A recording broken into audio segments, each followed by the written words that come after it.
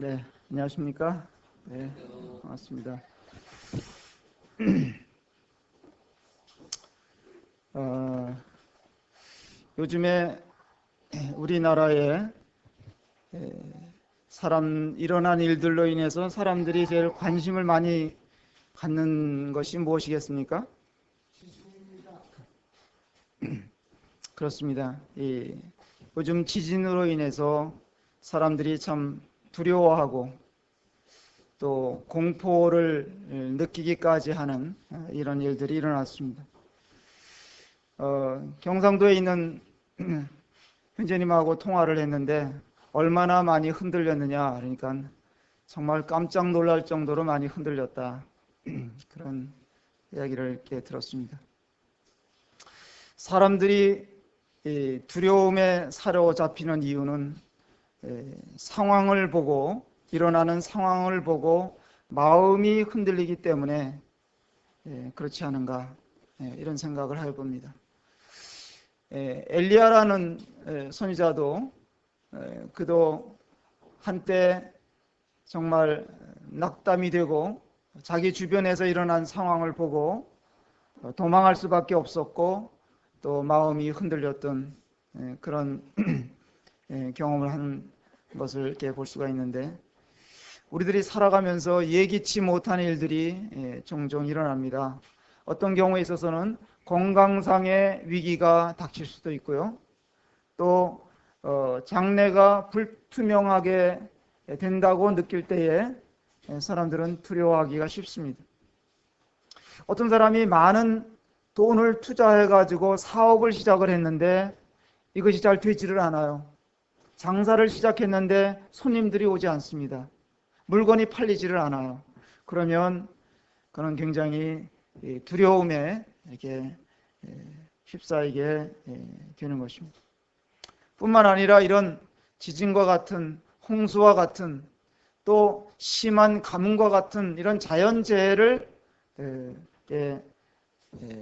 맞이하게 될 때에 사람들이 공포를 느끼게 되는 것입니다. 지진으로 인해서 지축이 흔들리게 될 때 사람들이 느끼는 그 두려움이라는 것은 상당히 큰 것입니다. 이 세상은 우리가 살고 있는, 딛고 있는 이 땅덩어리는 큰 배와 같습니다. 여기에 이 지구 땅덩어리에 60억이라는 사람들이 타고 있는데, 이 세상엔 또 항상 바다와 같이 파도가 일고 있고 여러 가지 변화무쌍한 일들이 생기게 되어 있습니다. 그래서 사람들이 이런저런 파도에 의해서 안전이 위협을 받을 때에 공포를 느끼게 되고 그렇습니다. 하나님의 말씀은 그런데 이것에 대해서 뭐라고 말씀하고 있느냐?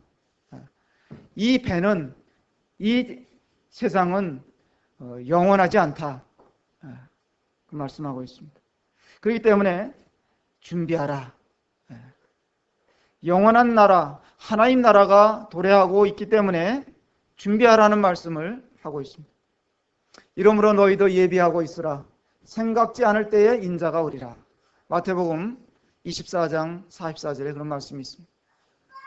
여러분들은 정말 준비가 되어 있으신가 하는 것을 생각해 보셔야 됩니다. 그래서 오늘 이런 시대를 살고 있는 우리들에게 참 격려가 되는 말씀이 있기 때문에 말씀을 나누고자 하는데, 오늘 주제는 제가 아름다운 마음이라는 그런 주제로 말씀을 드리려고 합니다. 무엇이 마음을 아름답게 하느냐는 것입니다. 간간히 아름다운 마음을 가진 사람들의 이야기들이 전해지기도 합니다마는, 나는 과연 어떤 사람인가? 나는 과연 무엇에 주목하고 사는가? 말씀을 일단 보겠습니다. 히브리서 13장입니다. 신약성경 뒤쪽에 가시면 히브리서가 있는데요. 히브리서 마지막 장 13장 보겠습니다.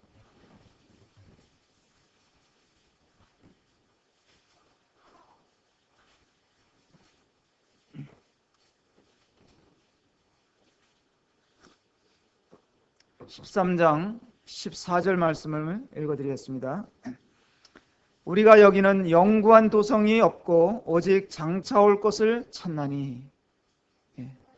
이러므로 우리가 예수로 말미암아 항상 찬미의 제사를 하나님께 드리자. 이는 그 이름을 증거하는 입술의 열매니라. 오직 선을 행함과 서로 나눠주기를 잊지 말라. 이 같은 제사는 하나님이 기뻐하시느니.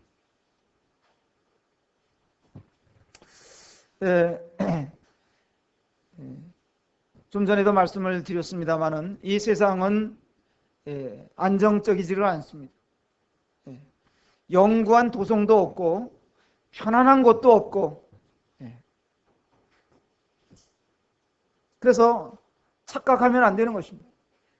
사람도 기껏해야 몇 년 삽니까? 요즘에 100세 시대라 그래갖고 100년 정도 살면 떠나가야 되는 거죠. 이 같은 사실을 알고 또 믿고 사는 사람들은 이 세상에 그렇게 목매지를 않습니다. 어떤 미련도 두지를 않습니다. 믿는 사람들은 장차 올 도성을 찾는다. 14절에 보니까 오직 장차 올 것을 찾나니. 그 말씀을 좀 뒷받침하는 말씀이 12장에도 나와 있는데요. 12장 25절 보겠습니다. 히브리서 12장 25절에 보면 너희는 삼가 말하신 자를 거역하지 말라. 땅에서 경고하신 자를 거역한 저희가 피하지 못하였거든 하물며 하늘로 쫓아 경고하신 자를 배반하는 우리일까 보냐. 그때에는 그 소리가 땅을 진동하였거니와 이제는 약속하여 가라사대 내가 또 한 번 땅만 아니라 하늘도 진동하리라 하셨느니라. 이 또 한 번이라 하심은 진동치 아니하는 것을 영종케 하기 위하여 진동할 것들 곧 만든 것들에 변동될 것을 나타내심이니라. 그러므로 우리가 진동치 못할 나라를 받았은즉 은혜를 받자. 이로 말미암아 경건함과 두려움으로 하나님을 기쁘시게 섬길지니 우리 하나님은 소멸하는 불이심이니라. 28절에 보면 진동치 못할 나라를 받았다. 이 말씀이 참 위로가 되고 우리 이런 나라를 바라보고 기대하며 사는 것입니다. 일전에 우리나라에 지진이 일어났을 때 그 진도가 5.8이라고 그러지 않습니까? 춘천에서도 진동을 느낀 분들이 있어요. 특별히 고층 아파트에 사시는 분들은 진동을 느끼셨습니다. 제가 아침에 그 다음에 교회를 올 때 우리 박강자 자매님을 모시고 태워가지고 오는데 자매님이 식구들이 건물이 흔들리니까 이거 지진 났다고 이제 불안해하고 이제 그러시더라는 거예요. 그래서 자매님이 하나님이 죽이시면 죽고 살리시면 살고 뭐 걱정이냐 그러셨다 그래요. 참 얼마나 이 초연한 모습입니까? 믿는 자들은 이 세상에 별일이 일어나도 일희일비하는 것이 아닙니다. 그냥 하나님께 맡기고 사는 것이죠. 왜? 이 세상의 모든 것들은 온전한 것이 없고 완전한 것이 없고 다 움직이는 것들이고 떠나가는 것들이고 우리조차도 적당한 시기가 되면 떠나가는 것입니다. 여기는 영구한 도성이 없다고 말씀하셨습니다. 그래서 역사가 증명하고 있어요. 이 역사 속에 있었던 수많은 도시들이 고대 도시들이 지금까지 존재하고 있느냐는 것입니다.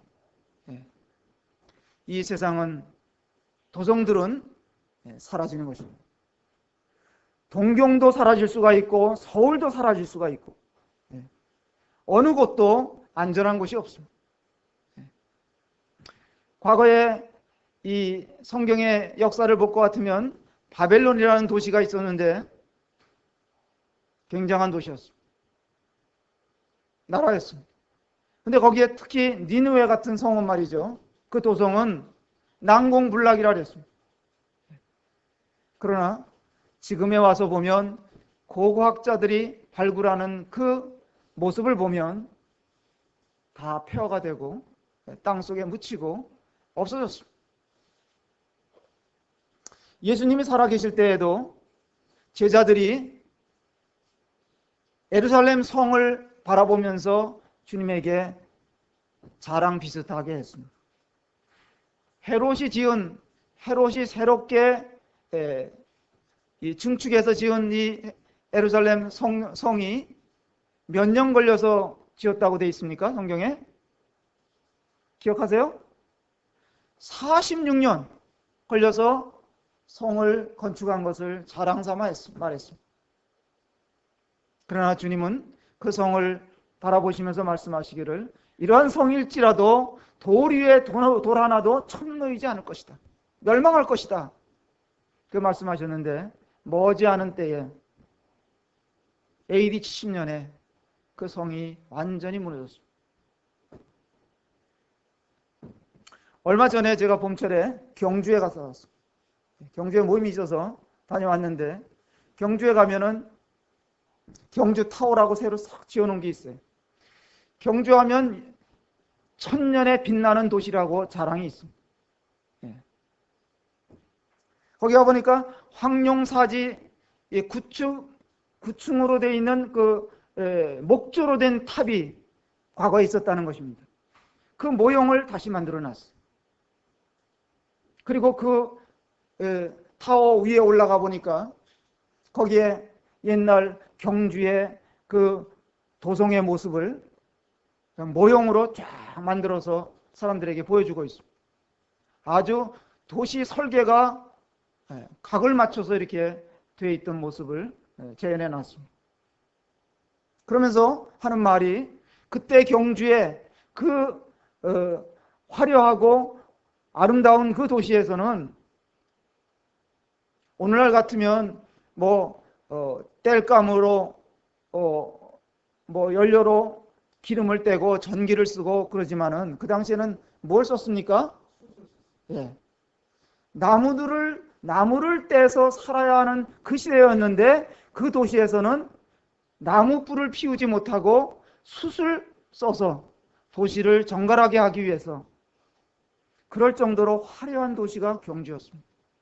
근데 그 경주가 오늘날에 와서 보면 어떻게 표현하면 경주 사람들이 들으면 기분 나쁠지 모르지만은 초라한 도시가 돼 있어요.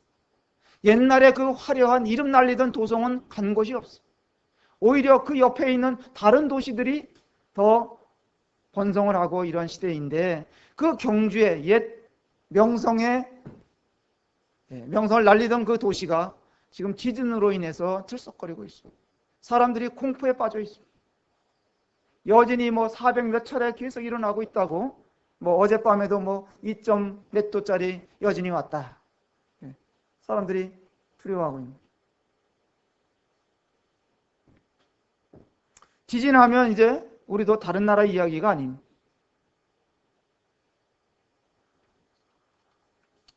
인간들이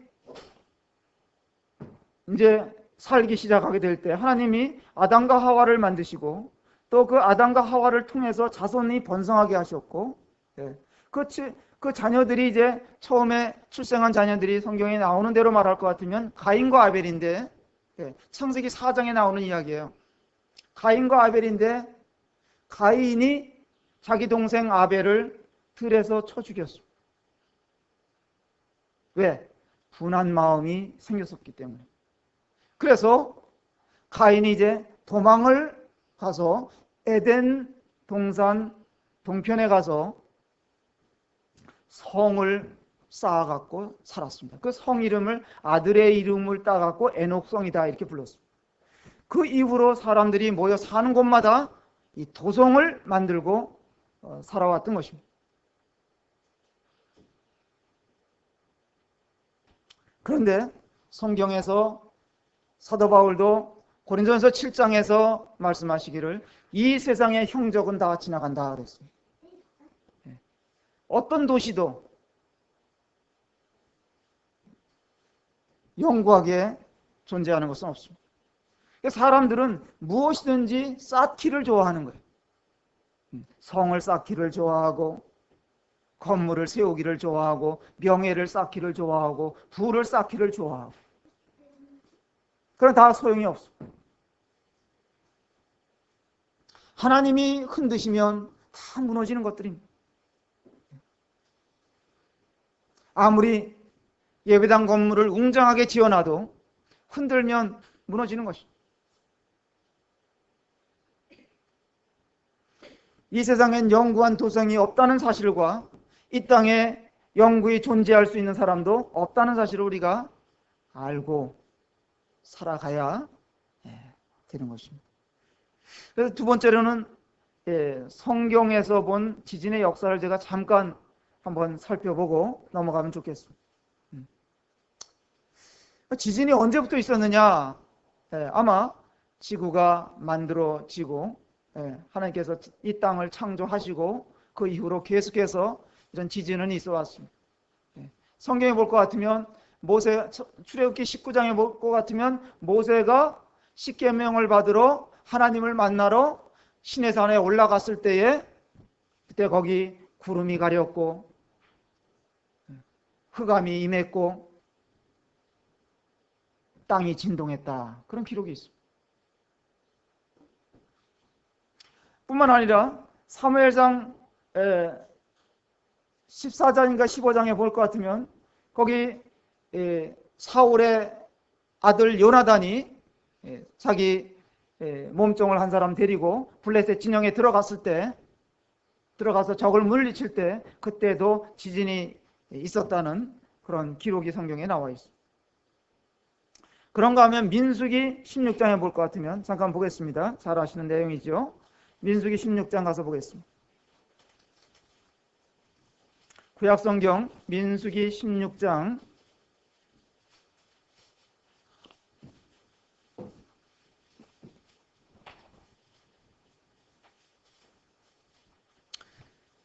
1절에 보시면 레위 증손 고앗의 손자 이스라의 아들 고라와 르벤 자손 엘리압의 아들 다단과 아비람과 벨렛의 아들 온이 당을 짓고 이스라엘 자손 총회에 택함을 받은 자 곧 회중에 유명한 어떤 족장 250인과 함께 일어나서 모세를 거스리니라.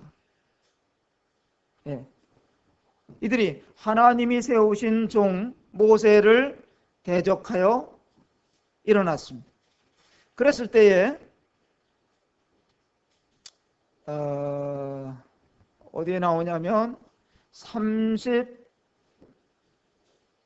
가서 보시면 이 모든 말을 마치는 동시에 그들의 밑에 땅이 갈라지니라. 땅이 그 입을 열어 그들과 그 가족과 고라에게 속한 모든 사람과 그 물건을 삼키매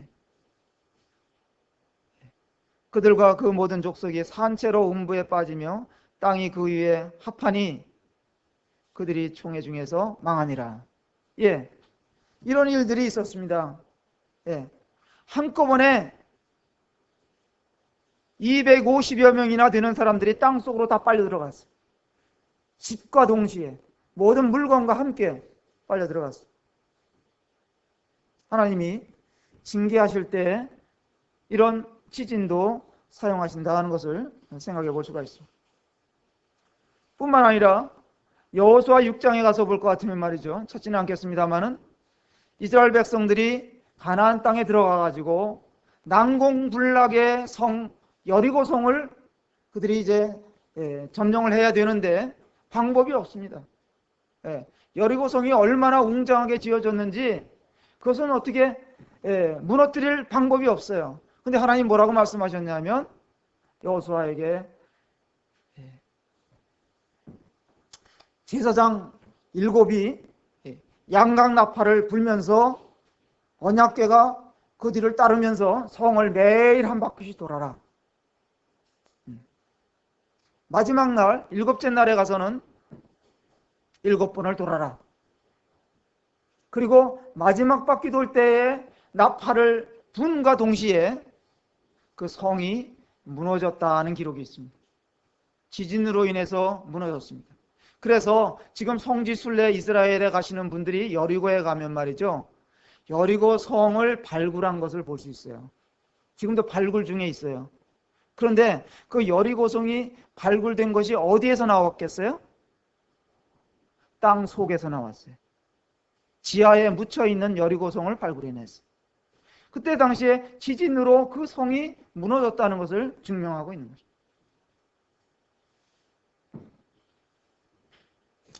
그런가 하면 우리가 신약 성경에 와서 마태복음 27장에 보면 예수님이 십자가에 죽으시던 그날, 그때에 지진이 일어나서 바위가 터지고 무덤들이 열리고, 그 성지에 이스라엘 그 땅에서는 무덤들이 다 바위에 탄 그 굴에 무덤이 있다든지 아니면 돌로 무덤을 만드는데, 지진이 일어나서 돌들이 다 깨지고 바위가 무너지고 이래서 그런 일들이 일어났습니다. 죽은 자들이 그때 일어나는 이런 일들도 있었고, 아마 성전에도 타격이 가해져 갖고 성전의 휘장이 반으로 갈라졌습니다. 이게 다 지진의 역사입니다. 그런가 하면 마태복음 24장에 볼 것 같으면 예수님이 앉아 계실 적에, 감난산에 앉아 계실 적에 제자들이 질문을 했어요. 주님이 다시 오실 때에 세상에 어떤 징조들이 일어나겠습니까? 질문했을 때 예수님께서 여러 가지 말씀하셨어요. 적그리스도가 나타날 것이다. 거짓 선지자가 나타날 것이다. 지금 세계 도처에 우리나라만 하더라도 말할 수 없는 많은 거짓 선지자들이 나타나서 사람들을 미혹하고 있습니다. 저번에 어떤 그 화보를 봤어요. 신천지에 행사하는 화보를 봤어요. 교주가, 이만이라는 교주가 아주 사열을 받으면서 등장하는 것을 봤어요. 사람들이 그런 거에 다 미혹을 당하는 거예요.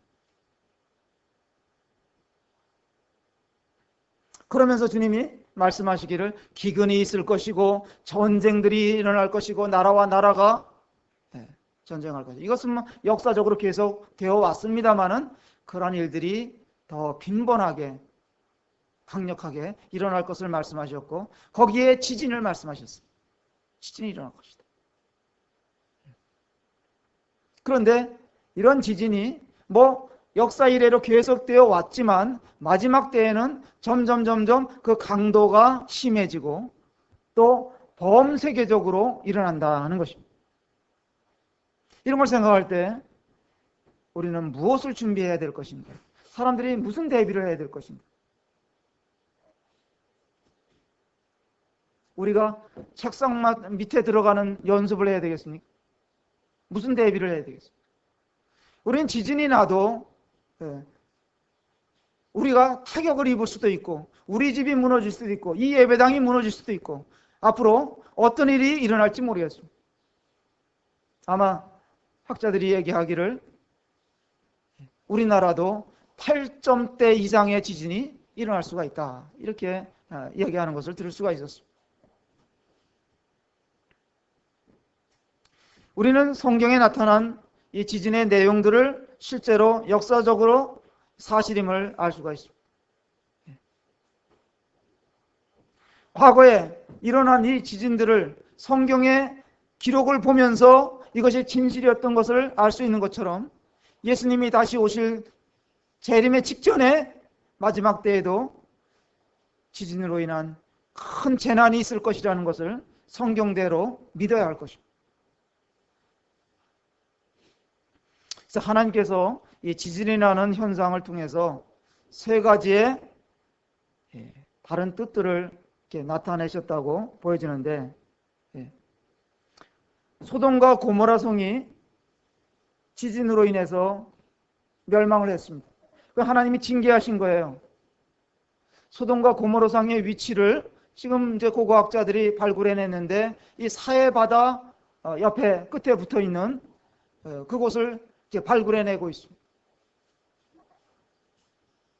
그 도시가 아주 음란한 도시였고 하나님을 대적하는 도시였기 때문에 하나님 징계하셨어요. 그때 지진이 일어났다는 것을 고고학자들이 증명하고 있더라고요. 그 단층 조사를 해가지고 지진의 흔적들을 이제 그들이 찾아냈는데, 그래서 사해가 해저 약 한 400m로 꺼져 있는 거예요. 거기에 바닷물이 들어오면 빠져나갈 길이 없어요. 죽은 바다가 됐어요.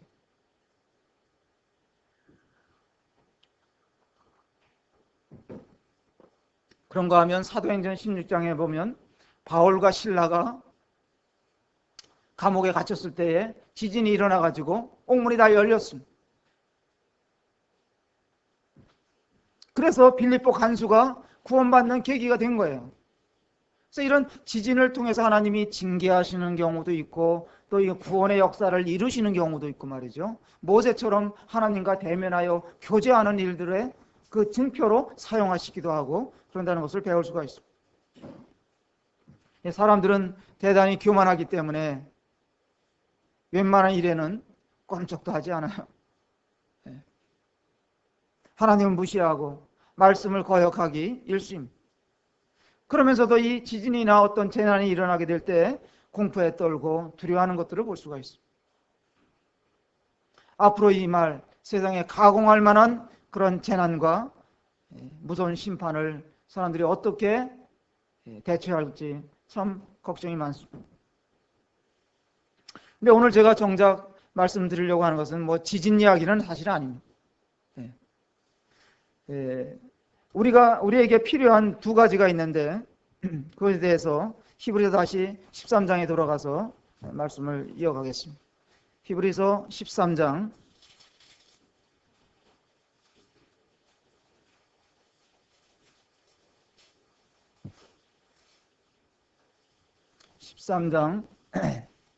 8절과 9절을 보겠습니다. 같이 읽겠습니다. 시작. 예수 그리스도는 어제나 오늘이나 영원토록 동일하시니라. 여러 가지 다른 교훈에 끌리지 말라. 마음은 은혜로서 굳게 함이 아름답고 식물로서 할 것이 아니니 식물로 말미암아 행한 자는 유익을 얻지 못하였느니라. 예.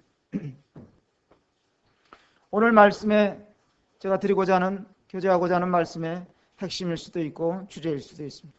우리에게 필요한 것이 두 가지가 있다 하는 것입니다.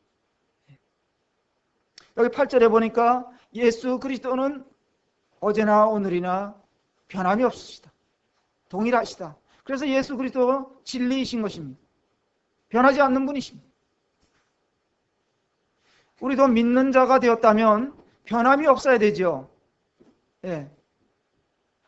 흔들림이 어떤 상황에서도 우리가 주님을 바라보는 것에 있어서 흔들림이 없어야 되는 것입니다. 첫 번째로 중요한 것이 있는데 그것이 식물입니다. 9절 말씀에 나오는 식물이에요.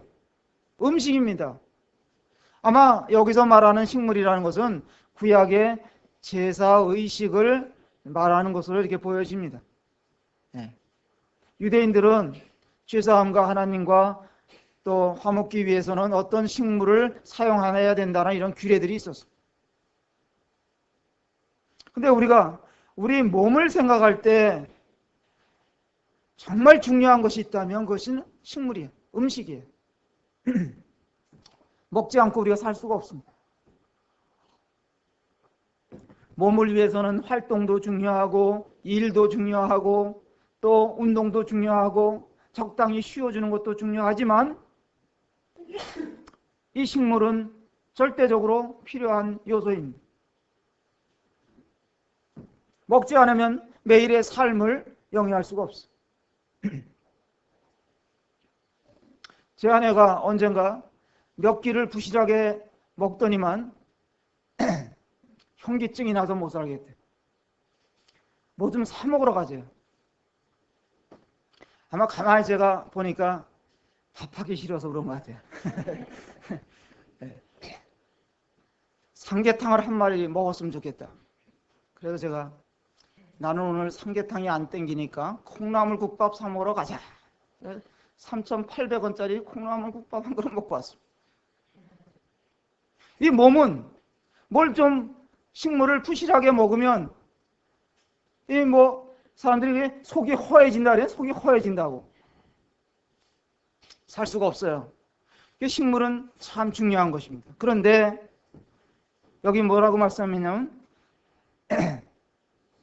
식물로 말미암아 행한 자는 유익을 얻지 못한다. 그러니까 식물이 중요한, 몸을 위해서 필요 요소이고 중요한 것이긴 하지만 그게 첫 것은 아니다, 그런 얘기예요. 왜? 여기서는 이 구약 성경을 쭉 이야기하고 있는데 아마 에서 이야기를 염두에 두고 한 이야기일 수도 있습니다. 구약에서는 이 에서가, 쌍둥이 형인 에서가 야곱에게 왔다가 사냥 나갔다가 돌아와서 야곱이 팥죽을 끓이는 것을 보고 너무 배가 고픈 나머지 팥죽 한 그릇 얻어먹고 장자의 명분을 넘겼습니다. 그건 참 유익하지 못한 행동을 한 것입니다.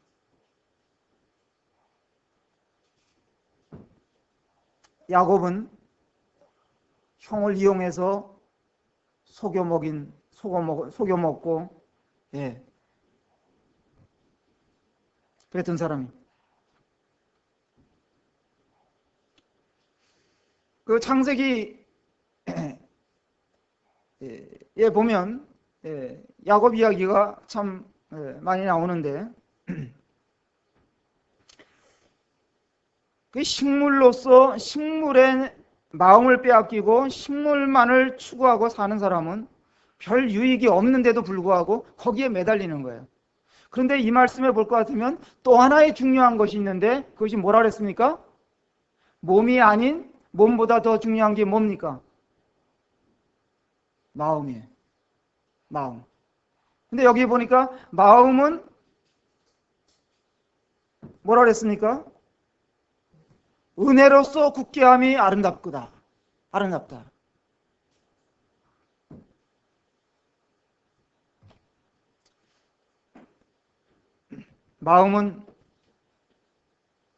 사람의 마음은 변하기가 참 쉬워요. 거짓되기도 하고, 신뢰하기가 어렵습니다. 저도 이제 늘 경험하는 반대, 제 마음이 왜 이렇게 잘 바뀌는지 몰라요. 집에서 이제 어떤 때는 이제 일을 보러 이렇게 나올 때 여기를 들려와야 되겠다 하고 이제 나오는데 나오다 그 앞에 차를 몰고 지나가다가 이따가 들리자 마음이 바뀌는 거예요. 그러다가 또 집에 들어갈 때는 내일 들려야지 마음이 바뀌어요. 어디 신방하기로 했는데도 오늘 또 무슨 조그만 계획을 어제는 찰떡같이 세워놓고 그 다음날 막상 가려고 그러면 다음에 가지. 이런 일들이 많더라, 이런 얘기예요. 형제자매님들은 마음이 이렇게 잘 바뀌지를 않으세요? 어떠세요? 사람은 화장실 갈 때, 올 때 다르잖아요. 마음이 참 믿을 수가 없어요. 신뢰하기 어려워, 내 마음을. 그래서 하나님의 은혜가 필요한 거예요. 은혜로 굳게 하는 것이 아름답다. 하나님의 은혜를 붙들고 살아야 되는 거예요. 하나님을 신뢰하고 살아야 되는 거예요. 하나님을 바라보고 하나님의 은혜를 기억하면서 감사하는 삶을 사는 것이 아름답다, 이거예요. 그래서 이렇게 저는 여러 성도님들을 태우고 이렇게 모시고 다니면서 차 안에서 교제하는 내용들을 가만히 들어보면 아주 감사하다는 이야기들을 하시고 이럴 때 보면 그 마음이 기뻐요. 별거 아닌 것 같고도 감사하다고 생각하시고 말하시고 하나님의 은혜 위에 굳게 서서 사는 모습이라고 볼 수가 있습니다. 창세기 32장에 가서 한번 보겠습니다. 이제 야곱 이야기가 좀 나왔는데 야곱 이야기를 좀 해드릴까 합니다. 잘 아시는 내용이에요. 그래서 또 쉬운 내용으로 교제하면 더 은혜가 되겠죠. 어려운 것보다는. 32장에 가서 보면 32장 1절에 보면 야곱이 그 길을 진행하더니 하나님의 사자들이 그를 만난지라. 야곱이 그들을 볼 때 이르기를 이는 하나님의 군대라 하고 그 땅 이름을 마하나임이라 하였더라. 이게 무슨 얘기냐면 그 전 이야기를 잠깐 다 해드릴 수는 없으니까 짤막하게 정리해서 말씀을 드리면, 야곱은 형 에서와 쌍둥이인데 어머니 뱃속에서 나올 때에 어떻게 나왔습니까? 에서 형의 뒷다리를 잡고 나왔다 하는 기록이 있어요. 굉장히 야곱 빠진 사람이에요. 그걸 뭘 이용할 줄 아는 사람이에요. 그래서 나와서도 형을 이용해 먹고, 아까도 말씀드렸지만 형을 이용해서 장자의 명분을 빼앗고, 또 형을 이용해 가지고 형 행세를 해 가지고 아버지 이삭에게 형에게 돌아갈 축복을 자기가 다 가로채고, 그러다가 죽게 생겼어요. 형이 이것을 알고 나서 동생 야곱을 죽이려고 마음을 먹을 수도 있기 때문에 그 어머니가 이 야곱을 피신을 시킵니다. 너 외삼촌 집에 가서 잠깐 피해 있어라. 그래갖고 라반 집으로 외삼촌에게로 이제 도망을 갑니다. 잠깐 갔다 온다 그랬는데 몇 년 걸렸어요? 20년 걸렸어요. 잠깐 갔다 온다 그랬는데 도망갔다가 20년 만에 돌아오는데 그 사이에 어머니 리브가는 세상을 떠났어요. 대가가 참 큰 것입니다. 어머니 한번 다시 보지 못하고 그는 20년 동안 외삼촌과 같이 살면서 거기에서 외삼촌의 딸들 2사람을 얻었습니다마는, 또 뿐만 아니라 많은 재물을 비축하게 됐는데 그게 하나님의 은혜였어요. 야곱의 행실이라든지 그의 마음 씀씀이라든지 이런 거 볼 때 하나님의 은혜를 그건 누릴 수가 없는 자인데 하나님 그를 은혜로 축복하셨어요. 그래서 20년 만에 이제 고향으로 가자. 떠나올 때도 그는 도망자로 떠나왔습니다. 아버지 집에서도 도망자로 피신해 갔는데 외삼촌 집에서 떠나올 때도 도망해 왔어. 가만히 몰래, 외삼촌 몰래 출발을 했습니다.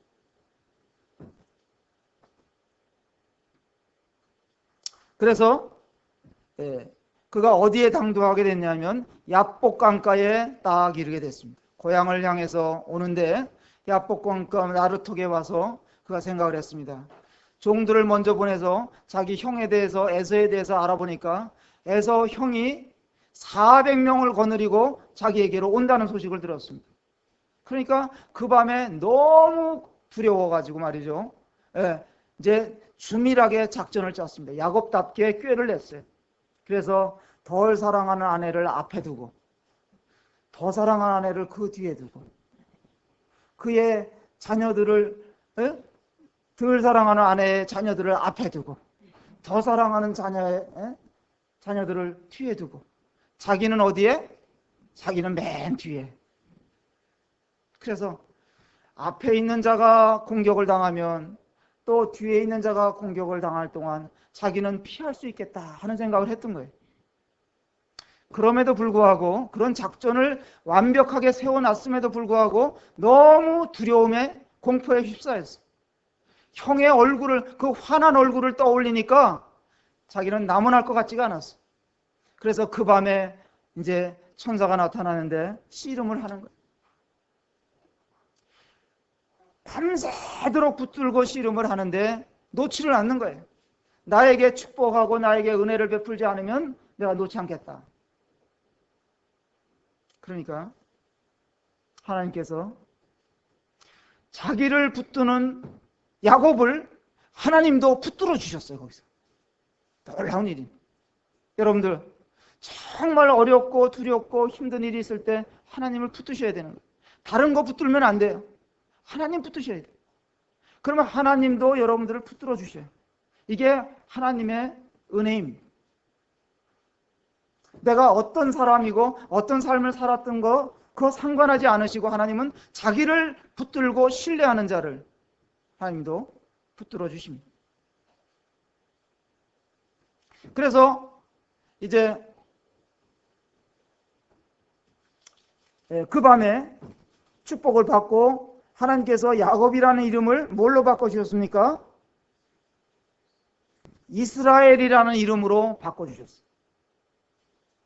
하나님께서 그를 축복해 주십니다. 32장 24절에서부터 조금 읽어보도록 하겠습니다. 야곱이 홀로 남았더니 어떤 사람이 날이 새도록 야곱과 씨름하다가 그 사람이 자기가 야곱을 이기지 못함을 보고 야곱의 환도뼈를 치매 야곱의 환도뼈가 그 사람과 씨름할 때에 위골되었더라.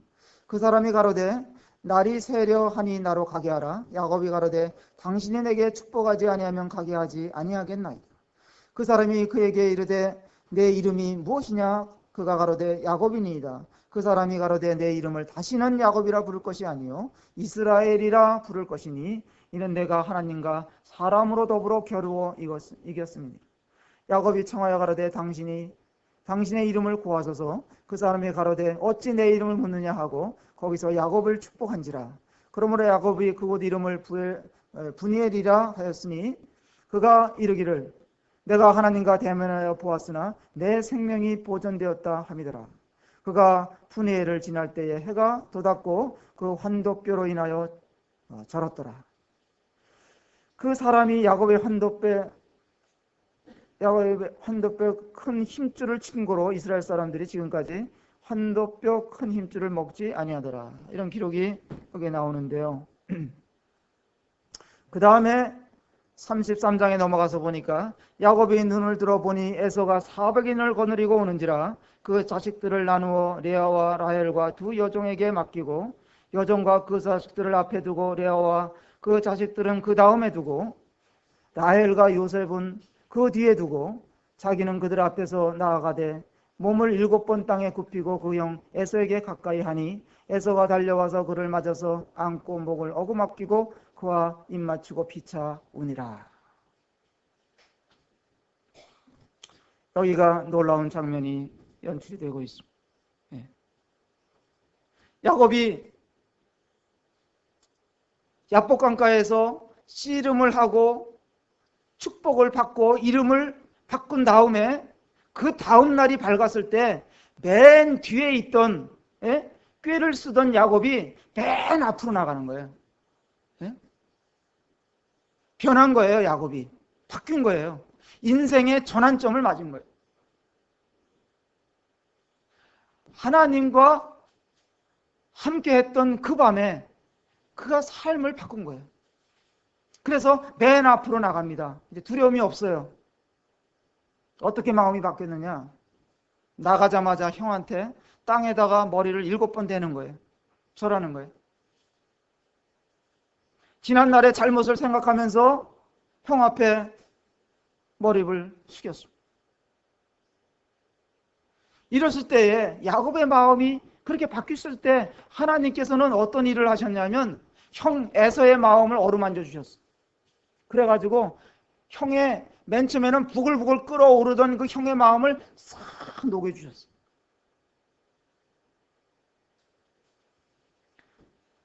근데 맨 처음에 형을 이게 만나러 갈 때 그 종들을 먼저 보냈거든요. 보내면서 형한테 뭐라고 얘기했냐면 많은 예물들을 앞서 보냈어요. 예? 예.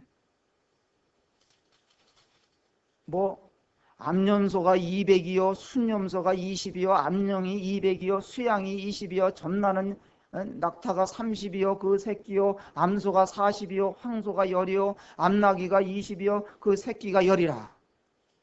어마어마하죠? 이런 예물을, 선물을 앞서 보낸 거예요. 왜? 이거 보내면 형이 이거 받고 마음이 누구일까? 자기에 대한 그 괘씸한 마음, 그것이 풀어질까? 그런데 그거 갖고 에서의 마음이 녹아졌을까요? 그것 때문에 녹아진 게 아니라 하나님의 에서의 마음을 어루만져 주셨을 때 녹아졌어요. 야곱의 진실한 사과, 또 미안하고 죄송한 그 마음을 땅에 엎드리면서 표현을 다 했습니다. 저는 이걸 보면서 우리도 뭐 잘못하고 살 수가 있잖아요. 그러면 진심 어린 이런 사과와 이런 표현이 있을 때 상대방들의 마음도 바꿔주는 거예요. 하나님이 그들의 마음을 바꿔주시는 거예요. 하나님 앞에서도 마찬가지. 우리가 잘못을 했을 때에 진실한 마음으로 하나님께 돌이키고 회개했을 때 하나님은 모든 것을 용서하시고 깨끗하게 하신다. 야곱이 머리를 땅에 7번 굽히고 절했을 때 형 에서가 뭐 어떻게 했냐면 14절에 보니까 달려와서 그를 맞아서 안고 목을 어금 맡기고 그와 입 맞췄다. 그리고 피차 울었다 그랬어요.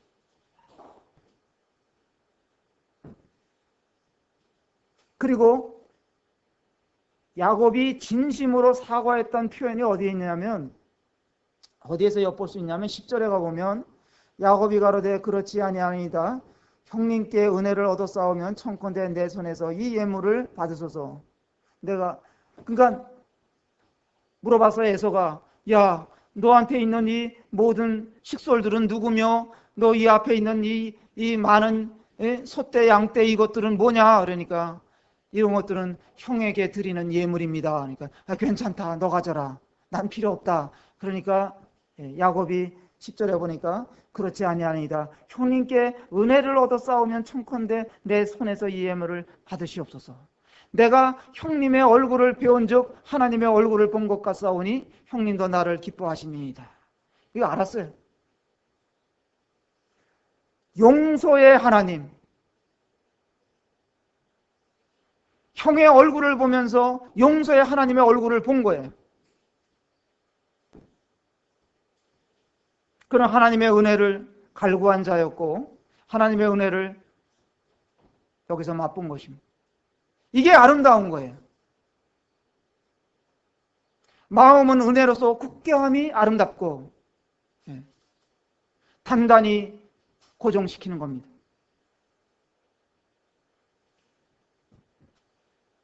형에게 어마어마한 선물을 내놨습니다. 용서받는 일에 야곱은 물질을 아까워하지 않았습니다. 여러분들, 우리의 모든 죄를 용서받는 길이 있다면 물질이 아깝겠어요? 뭐가 아깝겠습니까? 하나님의 은혜를 구하면서 그 전날 밤에 그는 사생 결단을 하면서 환도뼈가 부러지는 한이 있어도 하나님의 은혜를 구했습니다. 놀라운 것입니다. 이럴 때 놀라운 변화가 일어나는 것입니다. 은혜라는 것은 자격 없는 자가 받는 것이 은혜잖아요. 자격 없는 자가 받는 호의, 하나님의 호의를 받는 거예요.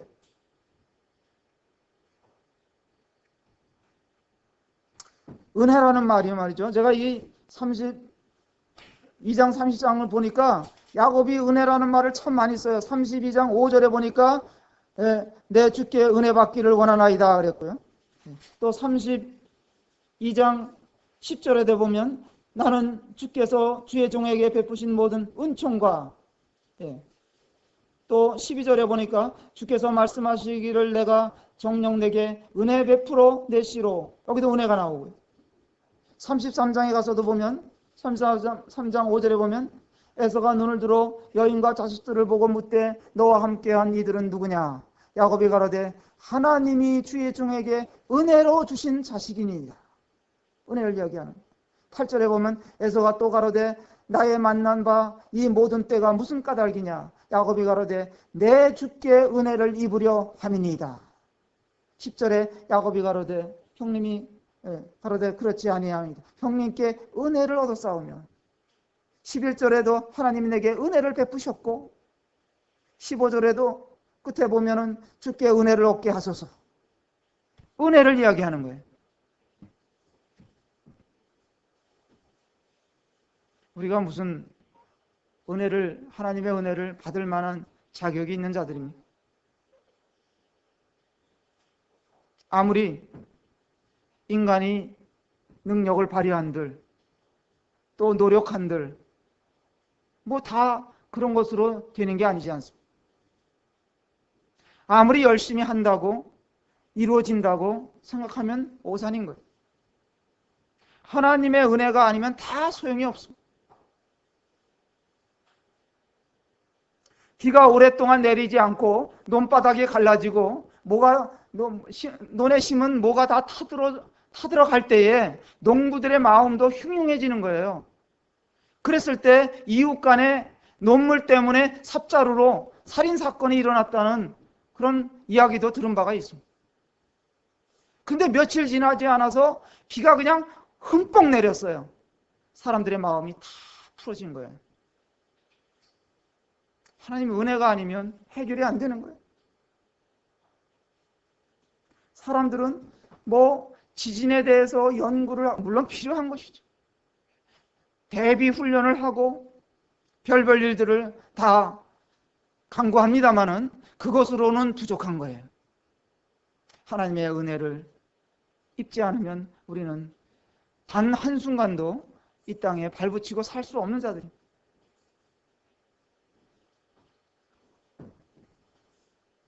우리는 지극히 참 약한 존재들이 아니냐는 것입니다. 저는 저 자신을 생각해 보면 저는 아비로서도 부족함이 보이고 남편으로서도 부족함이 보이고 성도들을 돌아보는 목회자로서도 부족함이 보이고 저에게 있어서는 이 빈 공간이 너무나 많은 사람이에요. 그걸 알아요, 제가. 그렇기 때문에 하나님의 은혜가 참 필요하다. 내가 만약에 큰 기업가라면 나 같은 사람은 안 쓸 거예요. 근데 하나님은 다르셔요. 이것을 알기 때문에 하나님은 참 은혜로우셔서 우리가 한 일, 한 대로 일일이 다 보응하지 아니하시는 분입니다. 우리는 구원받고 나서도 살아오면서 늘 죄를 많이 짓습니다. 생각으로, 마음으로, 말로 죄를 짓고, 행동으로 죄를 짓고, 근데 그것을 일일이 하나님이 다 갚지를 않으셔요. 어떤 때는 모른 척 넘어가시고, 덮어주시고, 속아도 주시고, 끊임없이 은혜로 대해주시는 하나님. 그 하나님을 제가 알기 때문에 저는 너무 이 은혜가 하나님 감사해서, 고마워서 저는 내 자신을 완전히 녹이고 부서지고 하나님 앞에서 나는 무너져도 좋다 이거예요. 시간이 됐네요. 정리해서 말씀드리면 어떤 자가 하나님께 사랑을 받고 이쁨을 받는 자냐? 은혜를 알고 감사하는 자다 이거예요. 어떤 자가 괘씸한 자냐? 배은망덕한 자다 이거예요. 은혜를 욕으로 갚고 대적하는 자가 아닌가.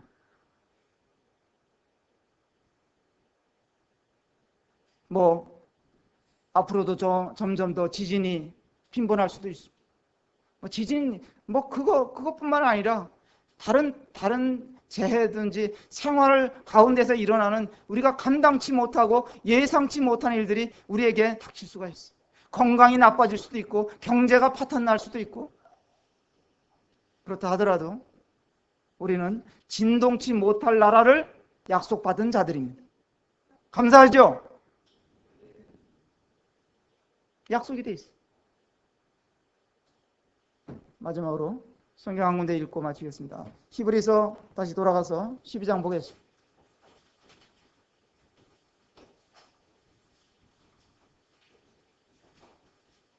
12장 마지막 28절 읽겠습니다. 같이 읽어보고 마치겠습니다. 28절 시작. 그러므로 우리가 진동치 못할 나라를 받았으니 은혜를 받자 이로 말미암아 경건함과 두려움으로 하나님을 기쁘시게 섬길지니 진동치 못할 흔들리지 않는 나라를 받았다. 은혜를 받자. 경건함과 두려움으로. 두려움이 경건이에요. 현대어 성경에 볼 것 같으면 우리는 아무도 흔들 수 없는 나라를 받게 되었으니 감사를 드립시다. 이렇게 나와 있더라고요. 그리고 경건과 두려워하는 마음으로 하나님을 섬겨서 기쁘게 해 드립시다. 이렇게 되어 있어요.